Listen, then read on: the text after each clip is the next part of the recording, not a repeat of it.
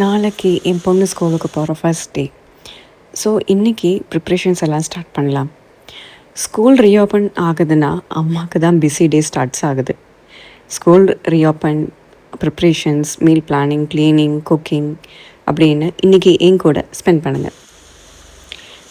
Prep work start பண்ணுறதுக்கு முன்னாடி காலையில் நல்ல மழை. எனக்கு இந்த மழையை பார்த்தா என்னோடய ஸ்கூல் டேஸ் தான் ஞாபகம் வரும்.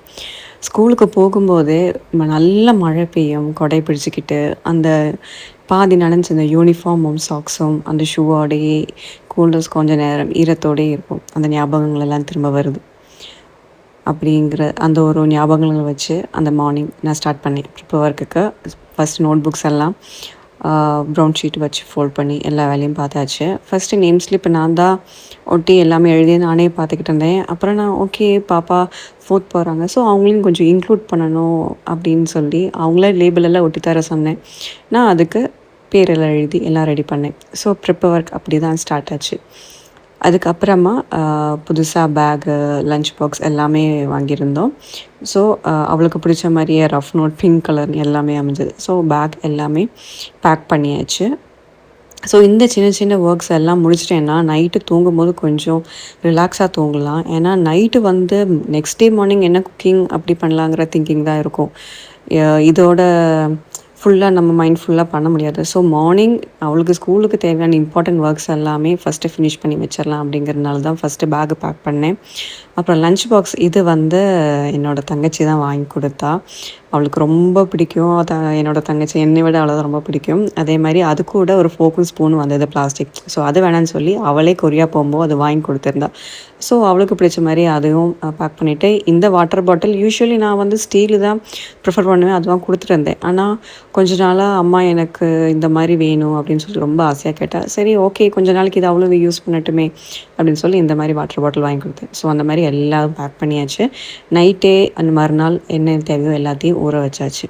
மார்னிங் அலாரம் ரிங் அடிச்சாச்சு. கரெக்டாக 5 o'clock எந்திரிக்கலைன்னா அப்போ இந்த ஒர்க் எல்லாம் எதுவுமே பண்ண முடியாது. ஏன்னா ரொம்ப நாள் கழித்து ஒரு lunch and snacks box prepare பண்ணுறதுனால எனக்கே டைமிங் எந்த அளவுக்கு நான் எடுப்பேன், ஏன்னா வீடியோவும் எடுக்கிறதுனால எவ்வளோ டைமிங் எடுக்கும் எல்லாத்துக்கும் அப்படிங்கிறது கரெக்டாக சொல்ல முடியாது. ஸோ முன்னாடியே எந்திரிச்சோம்னா கரெக்டாக இருக்கும் அப்படின்னு நினச்சி தான் எந்திரிச்சு ப்ரஷ் பண்ணி எல்லாம் ரிஃப்ரெஷ் ஆனதுக்கப்புறமா ஃபஸ்ட்டாக என்னெல்லாம் ப்ரெஷர் குக் பண்ணுமோ அதெல்லாம் ப்ரெஷர் குக் பண்ணி அந்த சமையல் ஆரம்பிக்கிறதுக்கு முன்னாடி என்னெல்லாம் ப்ரிப் ஒர்க் பண்ண முடியுமோ அதெல்லாம் பண்ணோம்னா தான் அந்த டைமில் வேறு என்னெல்லாம் கட்டிங், சாப்பிங் அதெல்லாம் நான் பண்ண முடியும். ஸோ ஃபஸ்ட்டே ராஜ்மா ஊற வச்சுருந்தேன், அதையும் வேக போட்டு ஸ்நாக்ஸுக்கு உருளைக்கிழங்கு தேவைப்பட்டது. ஸோ அதையும் நல்லா வேக போட்டு 2ம் ப்ரெஷர் குக் பண்ணிவிட்டேன். அரிசி சாப்பாட்டுக்கு ஊற வச்சாச்சு. இப்போது என்னோடய டைம் ஒரு 2 minutes பிரேக். நல்லா ஹாட் வாட்டர் நல்லா ரிலாக்ஸாக குடிச்சிட்டு அதுக்கப்புறம் தான் என்னோடய டே ஸ்டார்ட்ஸ் ஆகும். அது கூடயே நான் என்ன பண்ணுவேன்னா, இப்போ ஒரு ரீசெண்டாக கொஞ்ச நாளாக ஹைட்ரேட்டாக பண்ணி வச்சுக்கணும் அப்படிங்கிறது ரொம்ப டிஃபால்ட்டாக பண்ணுறேன். அதுக்கப்புறமா ஓகே எல்லா வேலையும் ஸ்டார்ட் பண்ணியாச்சு. என்னெல்லாம் ஸ்நாக்ஸுக்கு, லஞ்சுக்கு என்னெல்லாம் தேவையோ கொஞ்சம் கொஞ்சமாக எடுத்து சாப் பண்ணி அதை ரெடி பண்ண வச்சுட்டேன். ஸோ இன்றைக்கி நான் அவளுக்கு என்ன பண்ணுறேன்னா ஜீரா ரைஸும் ராஜ்மா சாவல் தான். இப்போ ராஜ்மா நான் சொன்ன மாதிரியே நேற்று நைட்டு ஊற வச்சுருந்தது ப்ரெஷர் குக் பண்ணி மாற்றி வச்சுட்டேன். இதுக்கு சைட்லேயே வேறு என்னெல்லாம் பண்ண முடியுமோ எல்லாம் பண்ணிவிட்டேன். இதுக்கு சைடில் எனக்கு ரேடியோ டிஃபால்ட்டாக வேணும். பாட்டு எதாவது கேட்டுக்கிட்டே இருந்தால் தான் எனக்கு கொஞ்சம் ஸ்ட்ரெஸ்ஃபுல்லாக இல்லாமல் ஃப்ரீயாக ரிலாக்ஸாக சமைக்க முடியும். சைட்லேயே டைம் ஆச்சு. ஸோ அவளையே வச்சாச்சு. இந்த பாத்திரம் ரீசெண்டாக தான் நான் வாங்கினேன், இண்டஸ் வேலியோட இந்த ஸ்ட்ரெயினர். ஸோ இது எனக்கு ரொம்ப யூஸ்ஃபுல்லாக இருந்தது. நீங்கள் என் கையை கொஞ்சம் கவனித்து பார்த்தீங்கன்னா நிறைய தடவை சாப்பாடு யூஸ்வலி வடித்து தான் சாப்பிடுவோம். ஸோ வடிக்கும்போது அதோடய தண்ணி எப்படினாலும் என் கையில் பட்டுறது, கை அடிக்கடி சூடு பட்டுரும். அதனால் நிறைய எனக்கு கஷ்டமாக இருக்கும். ஏன்னா பாத்திரம் கழுவுறது, வீட்டு வேலை, மற்ற எல்லா வேலையும் செய்யும்போது நம்ம கை அவ்வளோ இதாக இருக்கணும்ல. ஸோ அதனால் நான் என்ன பண்ணேன், இந்த தடவை கை சுட்டு போது என்ன ஆனாலும் பரவாயில்ல, நம்ம பார்த்துக்கணுங்கிறதுக்காக இந்த இண்டஸ் வேலியிலேருந்து இந்த ரைஸ் இது வாங்கியிருந்தேன். ரொம்ப யூஸ்ஃபுல்லாக இருக்குது எனக்கு. ஸோ இதுக்கு சைட்லேயே நான் அவளுக்கு பிரேக்ஃபாஸ்ட்டுக்கு ராகி சேமியா ரெடி பண்ணிவிட்டேன். அவரே சீக்கிரமாக எந்திரிச்சிட்டாரு. இப்போ ரீசெண்டாக சைக்கிளிங் போயிட்டுருக்காங்க. ஸோ அவங்களோட ஒரு ஃப்ரீ டைம் மார்னிங் அவங்களோட ஒர்க் ஸ்டார்ட் பண்ணுறதுக்கு முன்னாடி ஒரு ஸ்ட்ரெஸ் ஃப்ரீயாக இருக்கிறதுக்கு ஸோ ராகி சேமியா கொடுத்தாச்சு. இதுக்கு சைட்லேயே அவளுக்கு இது என்ன கீரை வச்சு என்ன பண்ணுறேன்னா ஹரபரா கபாப் தான். அது எடுத்து பிளான்ச் பண்ணி அதை ஆற வைக்கிற டைமில் ஜீரா ரைஸ் ரெடி பண்ணிவிட்டு ராஜ்மா சாவலும் இப்போ ரெடி ஆயிடுச்சு. இப்போ ஹரபரா கபாவுக்கு நம்ம பிளான்ச் பண்ணி எடுத்துருந்து ரெண்டுத்தையும் எடுத்து போட்டு அதுக்கப்புறமா இஞ்சி பூண்டு விழுது, பச்சை மிளகு எல்லாத்தையும் கிரைண்ட் பேஸ்ட் எடுத்து வச்சுக்கோங்க. இது கூட பன்னீர் நல்லா துருவினது, அதுக்கப்புறமா வேக வச்சுருந்தேன் அந்த உருளைக்கிழங்கு, கொஞ்சமாக கடலை மாவு, அதுக்கப்புறம் நமக்கு ஏற்ற மாதிரி ஸ்பைசஸ் எல்லாம் போட்டு நல்லா மிக்ஸ் பண்ணிக்கோங்க. மிக்ஸ் பண்ணி வச்சதுக்கப்புறமா இது ஒரு டிக்கி ஷேப்பில் நல்லா ஷேப் பண்ணிவிட்டு நடுவில் கேஷ்யூ நட்டை வச்சு எடுத்து வச்சுக்கோங்க. இது நெய்யில் நல்லா டோஸ்ட் பண்ணி எடுத்துக்கோங்க. அவ்வளோதான், ஹரபர கபாப் ரெடி. ஹெல்த்தியாக நமக்கும் ஓகே பாப்பா பிடிச்ச மாதிரி டிஃப்ரெண்ட்டாக அவளுக்கு சாப்பிட்ட மாதிரி ஆச்சு. ஸோ ஃபஸ்ட் டே அவளுக்கு இம்ப்ரெசிவாக ஹெல்த்தியாக இருக்கிற மாதிரி ஸ்நாக் கொடுத்துக்கிட்டேன். இன்னொரு ஸ்நாக் வந்து எள்ளுருண்டை தான், அது டிஃபால்ட்டாக இருக்கும். வீட்டில் சாப்பிடுவா, இல்லைனா யூஸ்வலி ஸ்நாக்ஸு கொடுத்து விட்டுருவேன். அப்புறம் லஞ்ச் பாக்ஸுக்கு நான் சொன்ன மாதிரி தான் ஜீரா ரைஸ், அதுக்கப்புறமா ஸோ அவளுக்கு பிடிச்ச மாதிரியே இன்றைக்கி லஞ்சு கொடுத்துருக்கேன். எனக்கு எடுத்து வைக்கும்போது எனக்கு ஹாப்பி தான், ஓகே எப்படியும் முடிச்சிட்டோம் அப்படின்னு. ஆனால் இவள் கண்டிப்பாக அதை சாப்பிட்டு வருவாளா அப்படிங்கிறது எனக்கு டவுட் இருந்தது.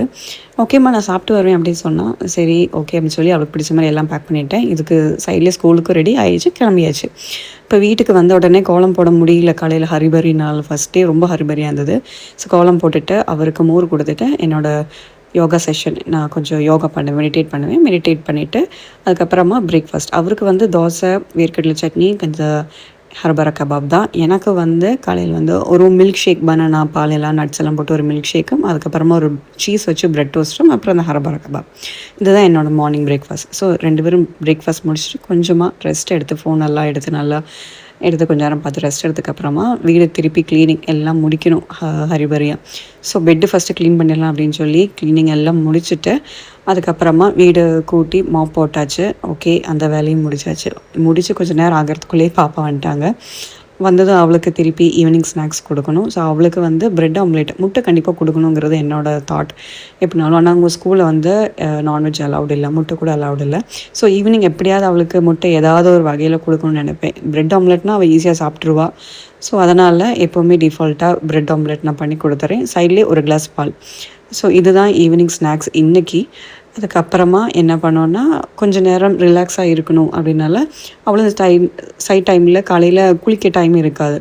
மேக்ஸிமம் காலையில் நான் விட்டுருவேன். ஏன்னா வெளியே போயிட்டு வரும்போது தான் நிறைய இது இருக்கும். ஸோ வந்ததுக்கப்புறமா குளிக்க வைக்கிறது தான் நான் ப்ரிஃபர் பண்ணுவேன். ஸோ அந்த குளிக்கிற டைம்லேயே நான் இது ஸ்நாக்ஸ் எல்லாம் ரெடி பண்ணி நானும் கொஞ்சம் தண்ணியெலாம் குடித்து ரெஃப்ரெஷ் ஆகிட்டு அவளுக்கு ரெடி பண்ணி கொடுத்துட்டு சாப்பிட்டதுக்கப்புறமா மொட்டை மாடிக்கு போகலாம் அம்மா. ஏன்னா நாங்கள் யூஸ்வலி வெக்கேஷன் டைமில் எப்போவுமே மொட்டை மாடியில் போய் கொஞ்சம் நேரம் இருந்து 2 பேரும் விளாண்டு ஃப்ரீயாக இருப்போம். சரி மொட்டை மாடி போகலாம் அப்படின்னு சொன்னால், சரி கொஞ்சம் நேரம் போய் மொட்டை மாடி போய் அவள் கூட விளாண்டுட்டு சிரிச்சு பேசிட்டு நல்லா காற்றெல்லாம் வாங்கிட்டு செடிக்கெல்லாம் தண்ணி ஊற்றிட்டு வந்துட்டோம். ஸோ வந்ததுக்கப்புறமா நான் டின்னர் ரெடி பண்ண ஸ்டார்ட் பண்ணிவிட்டேன். அவளோட ஹோம்ஒர்க் பண்ண ஸ்டார்ட் பண்ணிட்டா. ஹோம்ஒர்க்கெல்லாம் நான் சொல்ல வேண்டிய தேவையில்லை, அம்மா இன்றைக்கி ஹோம்ஒர்க் இருக்குது நான் பண்ணுறேன் அப்படின்னு சொல்லி பண்ணி முடிச்சிருவாள். ஸோ அந்த சைடில் எனக்கு கவலையே கிடையாது. அதுக்கப்புறமா முடிச்சதுக்கப்புறமா நைட் வந்து அவளுக்கு பிடிச்ச பாஸ்தா. இதோட தான் எங்கள் டே ஃபினிஷ் ஆச்சு. ஸோ இந்த மாதிரி இன்னொரு விலாகில் நம்ம மீட் பண்ணலாம். இதுவரை பார்த்ததுக்கு தேங்க்யூ ஃபார் வாட்சிங்.